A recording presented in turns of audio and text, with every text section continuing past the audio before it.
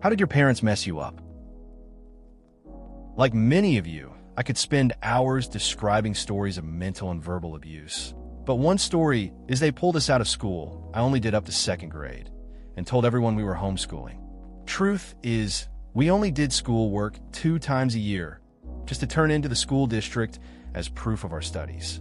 Because we didn't know anything, my mom would just tell us what to write or do the math for us. She fudged our transcripts to make us straight as students, and I got into a great university. I barely graduated college, but only with a 2nd grade education. We weren't allowed to have friends or anything, so to this day, I struggle with relationships. I try hard to learn as much as I can so I don't feel like an idiot around people. Edit. What I thought was a quick response to a question on Reddit this morning turned into an incredibly uplifting, amazing day for me. Thanks for all your words. They mean more to me than you will ever understand. Red heart, red heart, red heart. That's a rough situation. Your experience shows how some people navigate tough childhoods. It's interesting how you managed to get through college with such a limited background. It makes sense that building relationships would be tough after all that isolation. It's good to hear you found support online. Sometimes, just sharing can really help.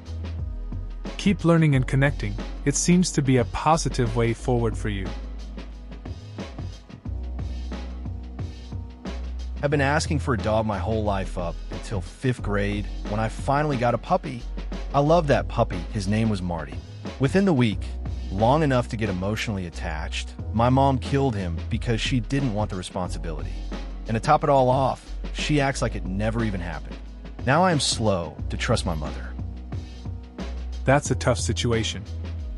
Getting a pet is a big deal, and losing it so soon would mess with anyone's trust. It's hard to understand how someone can move on like that. It makes sense to be cautious after such a loss. Trust takes time, especially when family is involved. I can see why you'd feel that way.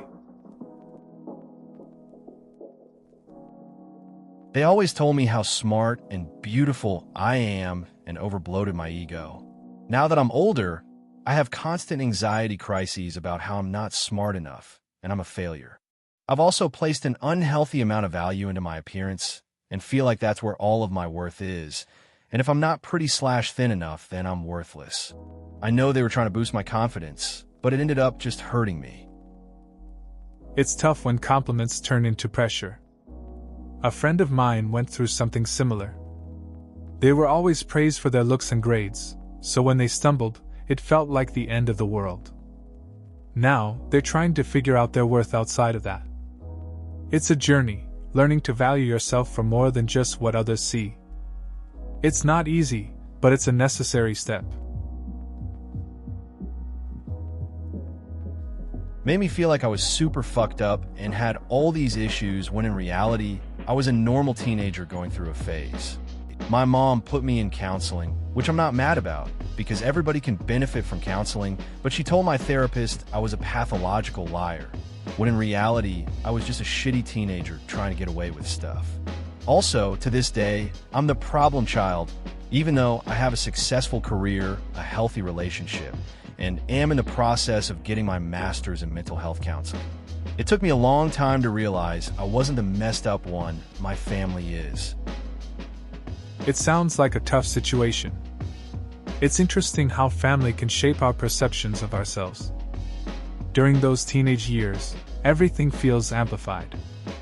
You're figuring out who you are while people label you based on their own experiences. It's good you found clarity later on, realizing that their issues don't define you. Now you're in a solid place, pursuing something meaningful. It's a testament to growth and resilience. I never did well in school, and I mentioned to my dad that I thought I might have an attention disorder. He said that those are made up, and I was just being lazy.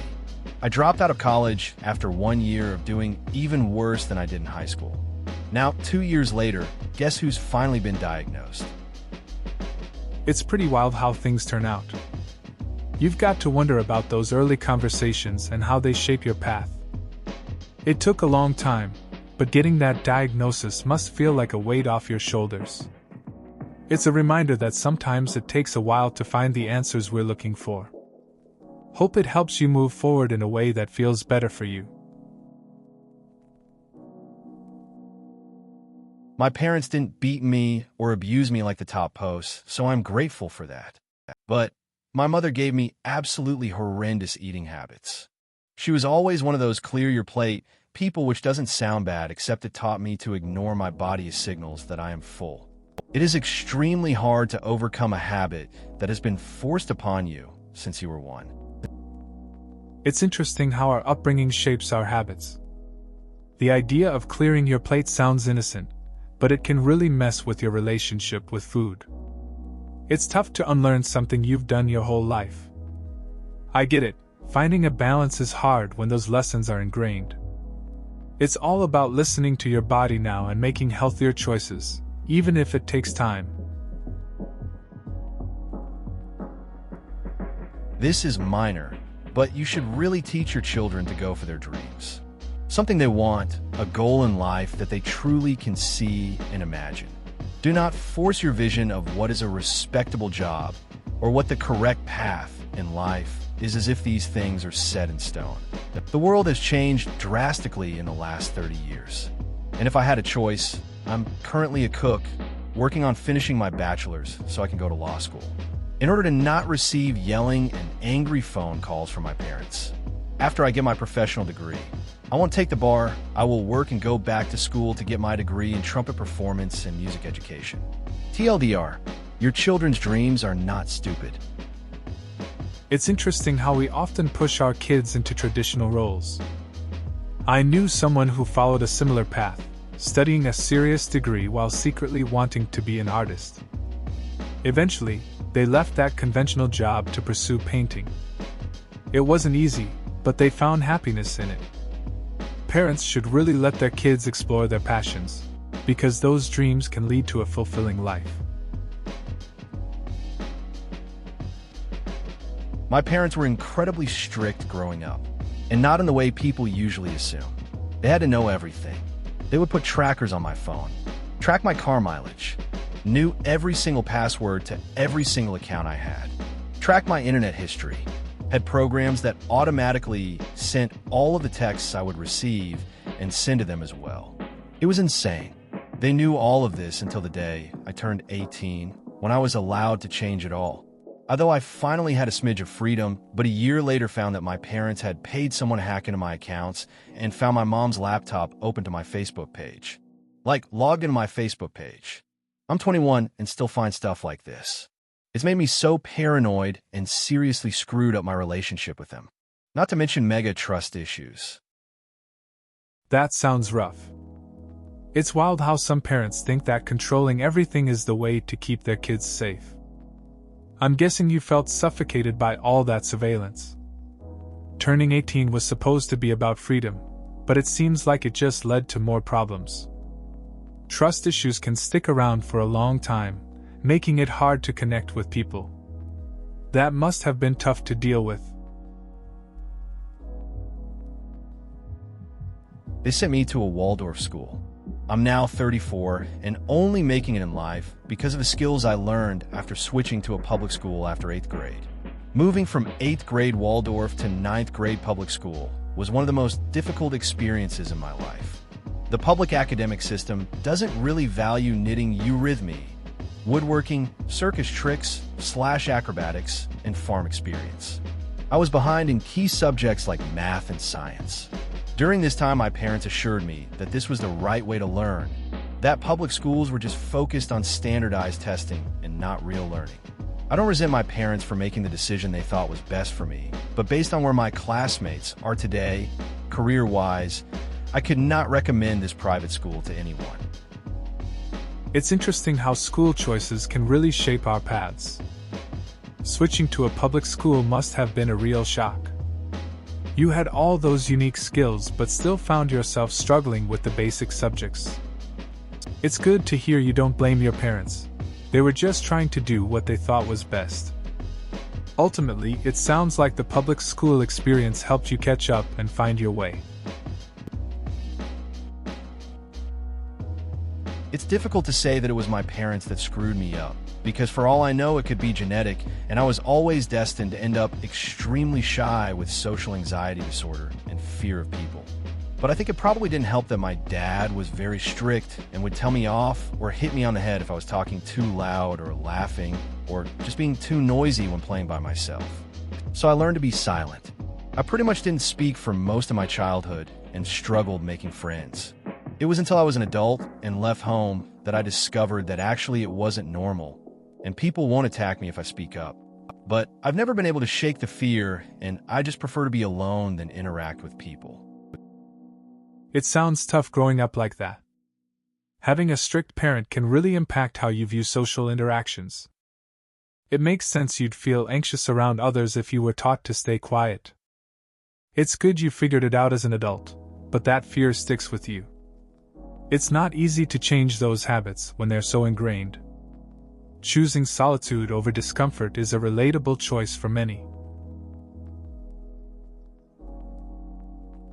I got the worst sex ed from them, specifically my dad.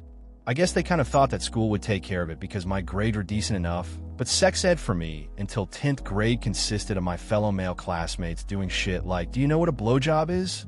And do you know what impotent is? Or do you know what a dirty trombone is? Or like to go skiing? Basically, dirty humor that never really got into actual human anatomy or, gosh, treating girls like decent human beings instead of objects. It's interesting how our early education shapes our views. I remember similar experiences where friends threw around crude jokes instead of real conversations about relationships. It's like we all skipped the important stuff and focused on the shock value. Makes you think about how much more we could have learned if we'd had a different approach. But I guess that's just part of growing up and figuring things out on our own.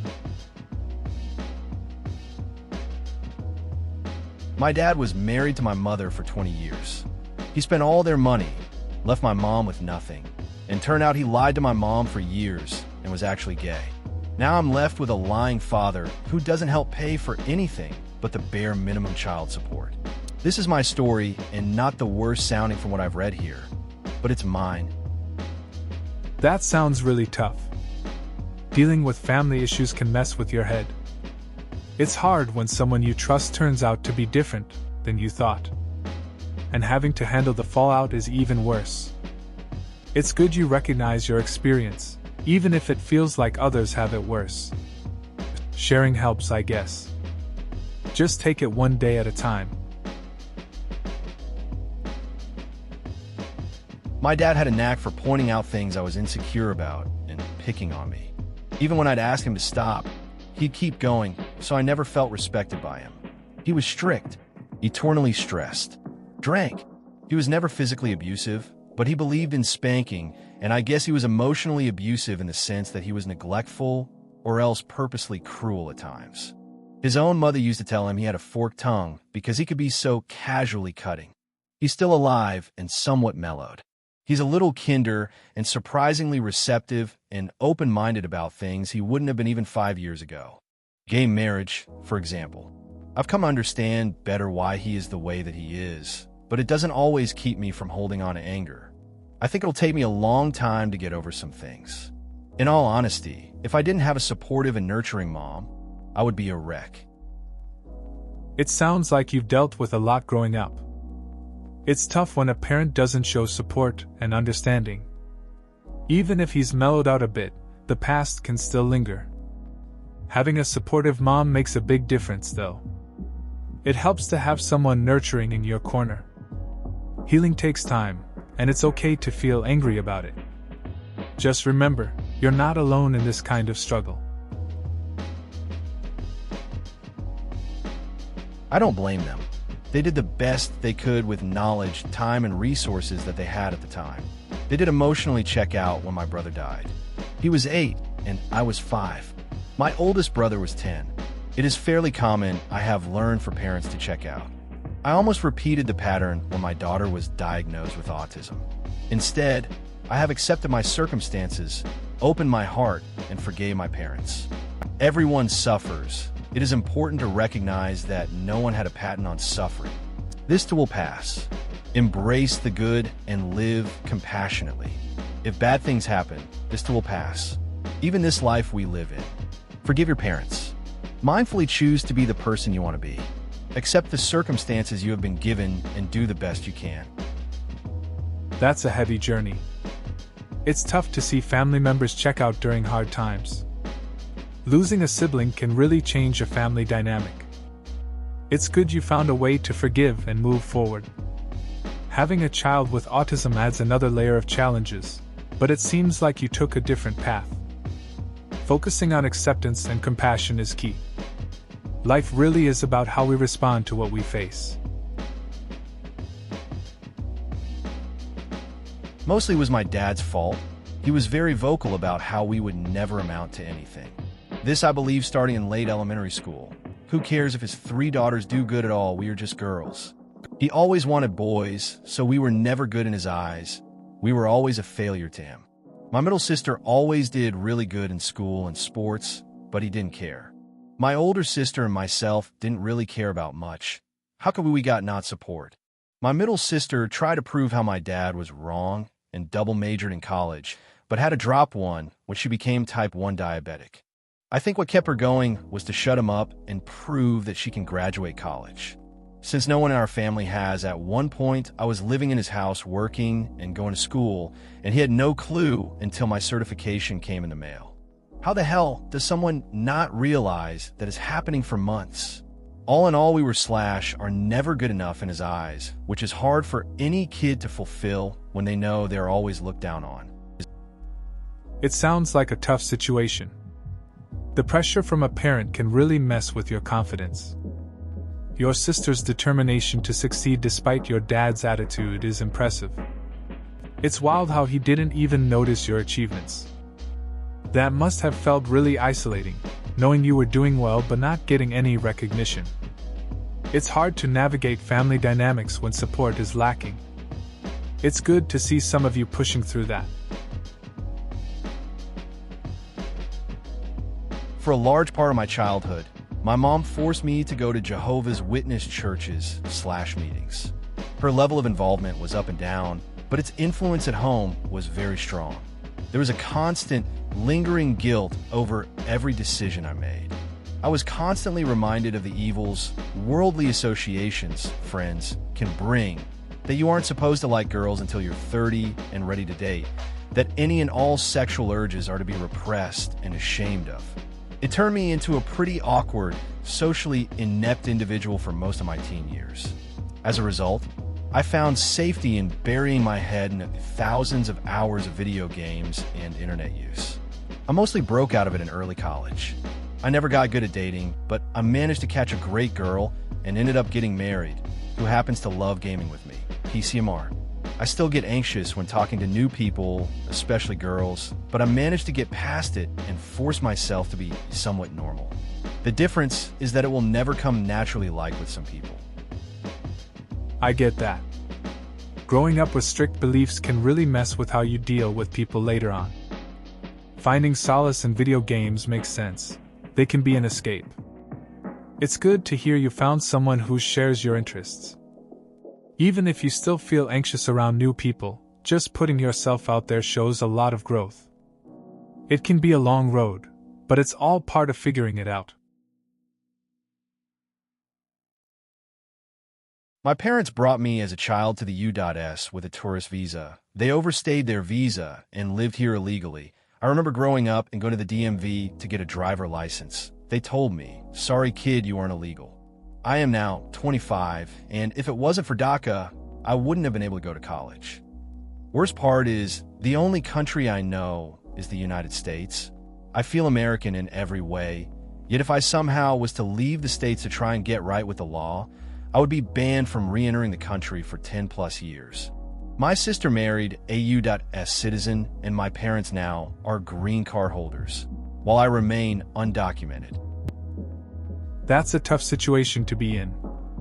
Growing up feeling like you belong somewhere, and then being reminded constantly that you don't have the same rights is rough. It must be frustrating to see family members get their status sorted out while you still face barriers. DACA has helped, but it doesn't change the uncertainty of your status.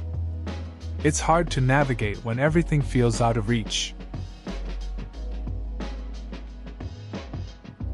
First Reddit post ever. Anyways, I love my parents, but the one thing they might have screwed up on was being too nice. I'm sometimes jealous that friends when they were kids were forced by their parents to be outside when the weather was nice, when I could just sit inside and play video games as much as I wanted. The problem with this is that I struggled socially, especially in my teens, and didn't have many friends, at least not real-life friends. I have this theory that I might have been more successful, both socially and academically, if my parents were a little bit more strict. It's interesting how our upbringing shapes us. Your parents wanted you to enjoy your time, which is nice, but it does sound like a balance was missing. It's common to feel like others had it better with stricter rules pushing them to socialize. I've seen friends thrive when they were pushed out of their comfort zones. It makes you wonder how different things might have been if there was a bit more structure. My mother was very overprotective and controlling, to the point where she even chose what clothes I wore. I wouldn't say she screwed up my life, but when I turned 18, I went a little wild as most 18-year-olds. More balance would have been nice as a kid. At the end, Mom and I were very close, but it took a long time to get there. My dad worked a lot when we were kids. He was never around, so it was mostly Mom who did everything. I think she resented him for it for many years. But that's just the way things went back then. It sounds like you had a pretty intense relationship with your mom growing up. It's interesting how being overprotective can lead to a reaction when you finally get that freedom. I guess it's a journey for both of you. Your dad's absence probably played a big role in how your mom handled things, too. It's good you eventually became close, though. That kind of understanding can take time. My mother moved me to another country, to her husband's hometown. Sure, I lived in a nicer area and got a much better education, and most probably wouldn't have my degree if I hadn't moved here. But now I've grown up not knowing any of my family from my mother's or father's side, and have no family. Christmas time is pretty depressing. It sounds like a tough spot to be in. Gaining a better education is great, but losing that family connection can be hard. It's weird how life can give you nice things while taking away what really matters. Christmas can feel empty without family around. I get how that can make it feel a bit darker during the holidays. Just finding ways to cope and make new connections can help. Nothing traumatic or abusive like a lot of others, as my parents were pretty decent. But even at 43, I still feel that I have to clean my plate/eat everything on it. This extends to restaurants and stuff. This is part of my weight issues. My girlfriend is helping me, and I'm getting better at stopping when I'm full, even if there is still food on my plate. It's interesting how habits from childhood stick with us. I can relate to the feeling of needing to finish everything on the plate. It's not just about the food, it's a mindset. Having someone supportive, like your girlfriend, makes a difference. It's good that you're learning to listen to your body more. Small steps like that can really help change your relationship with food over time. This isn't as traumatic as others, but I think it's notable. My parents divorced early in my life and lived about 2 hours away from each other. Custody was shared, and I saw them each fairly often, and they were rather civil and friendly towards each other. My father remarried and had 2 kids with my stepmother, who were 9 to 11 years younger than I am. They did a lot of things as a family that I wasn't interested in as a teenager, which isn't uncommon, but that combined with my mother being caring but distant created a bit of a separation between myself and my immediate family. As a result, I don't really have a lot of strong ties to any of them, and have trouble having a real connection with friends and acquaintances. Again, not nearly as big a deal as some others, but my ability to simply stop caring about any one individual in an instant is undeniable. I'm no psychologist, but I would guess these are all related somehow. It's interesting how family dynamics shape us. Growing up with divorced parents can create these invisible walls. You see your dad's new family bonding while you feel like an outsider. That distance can make it hard to connect with others later on. It's not dramatic, but it definitely leaves its mark. Learning to navigate relationships with that background isn't easy. A lot of people can relate to feeling detached like that.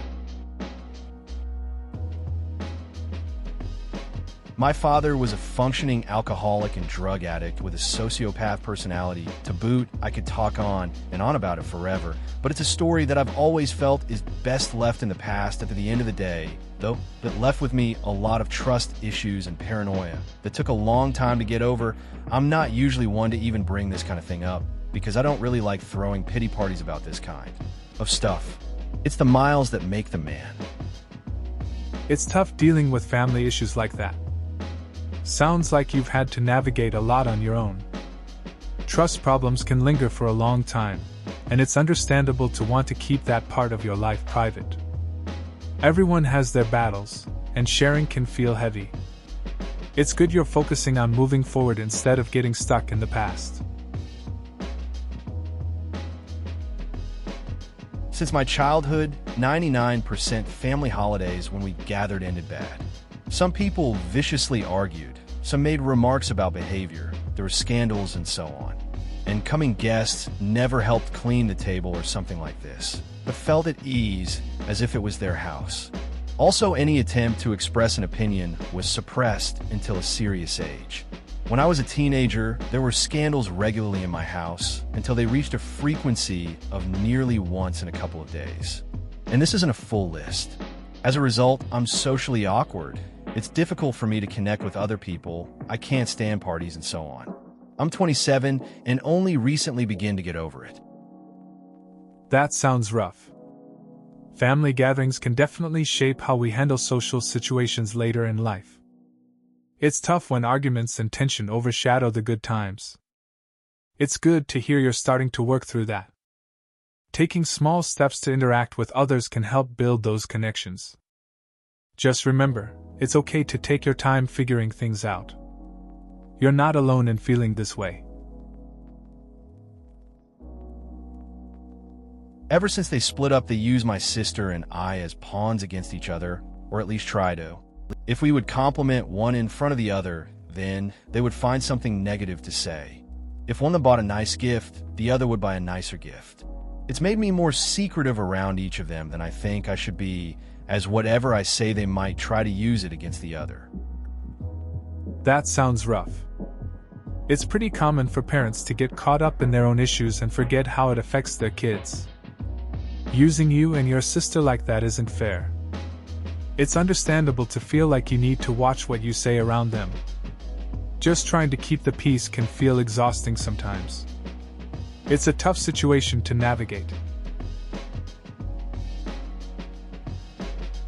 I'm not 100% sure if this is completely my parents or part of my personality in general.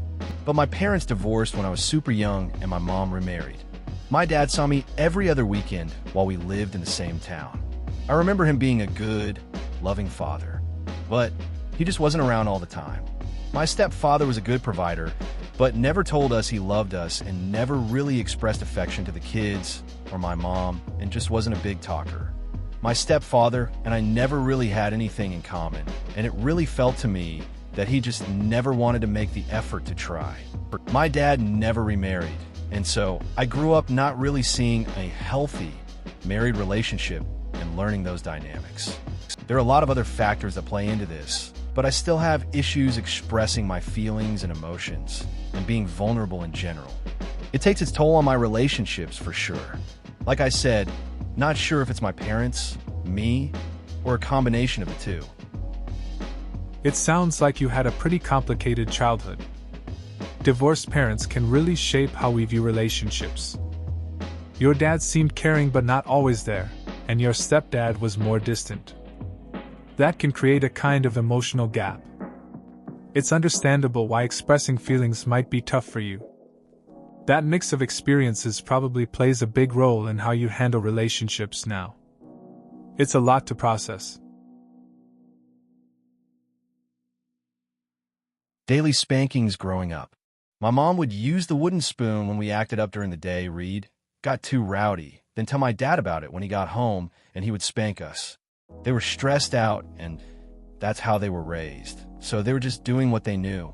But the reality of being a small child getting hit by explosively angry parents every day for years has resulted in issues of social anxiety and fear of / disrespect for authority. And when I first got a dog, I was just as punitive when it misbehaved. Luckily, I've been made aware of this issue and how connected my behavior is to my upbringing, which has allowed me to transcend it to a large degree. So when I have kids, I won't continue the cycle. That's a heavy story. It's interesting how childhood experiences shape our behavior. Growing up with strict discipline can really affect how we relate to others and ourselves later on. Recognizing those patterns is a big step. It's good to hear you've found a way to break that cycle. It shows growth and awareness, which is important for future generations. People do carry their upbringing with them, but change is possible. They hated each other and continue to not be divorced. So I've always had a really bad perspective on what a good relationship looks like.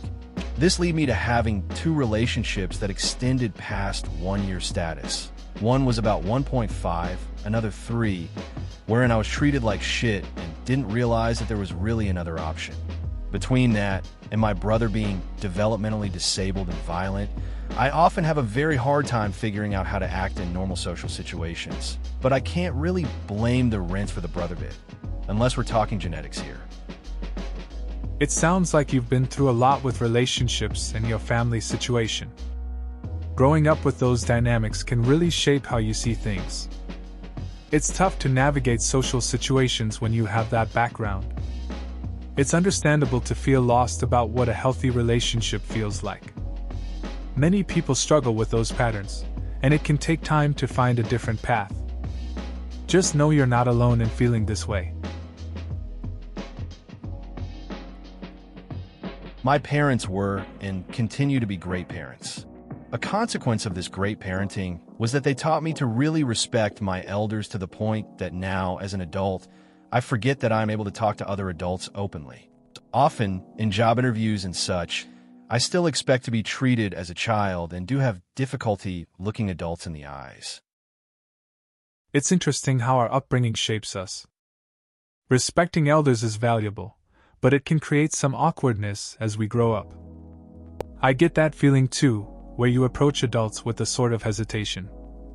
Those job interviews can feel like you're still navigating that childhood dynamic, and making eye contact becomes tougher. It's something many people can relate to, just trying to find that balance between respect and equal footing. They never argued with each other in front of us. I had unrealistic expectations in my own marriage because of it. They also never let us know when money was tight because they didn't want us to worry. We never felt truly appreciative because to us, money always grew on trees. They were great parents. They had good intentions, and my childhood really was amazing. I just wish they'd show me what life was really like. I think I'd be less self-absorbed. It's interesting how parents tried to shield us from the tough stuff. They meant well, but it messed with my head a bit. Growing up, I thought everything was easy. Now, I get it's a lot more complicated. I guess a little honesty would have helped me appreciate things more. Parents do their best, but sometimes the reality check is missing. Makes you wonder how different things might have been. Please consider subscribing if you enjoyed. Love.